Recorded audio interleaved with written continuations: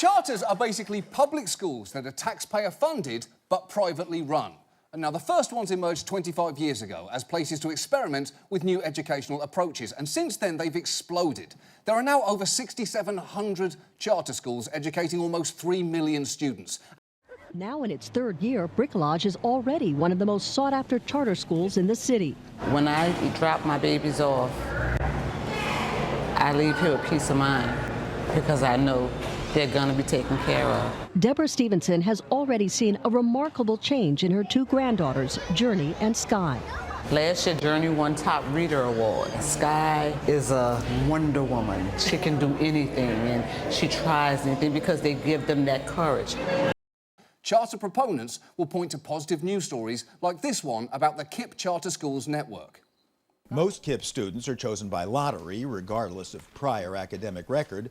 Almost all meet federal poverty guidelines, and yet 82% go on to college. Now, honestly, any philosophy that can get those kind of results might be worth considering, in the same way that if we found out they boosted our immunity, we'd seriously consider eating koalas.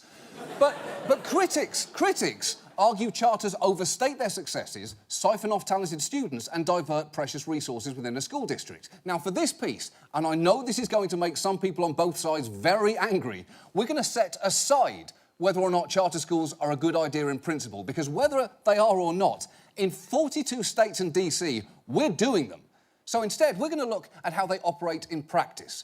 One group found, on average, charters had a slight edge over traditional public schools in reading and did about the same in math, but acknowledged charter quality is uneven across the states and across schools. And that is putting it mildly, because around the country, there have been charter schools so flawed, they don't make it through the school year.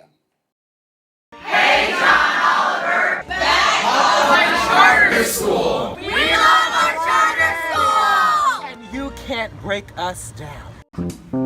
They say right here that charter schools overstate their success, but what I'm finding is that in Indian River County, the only A school is a charter school. So, you know.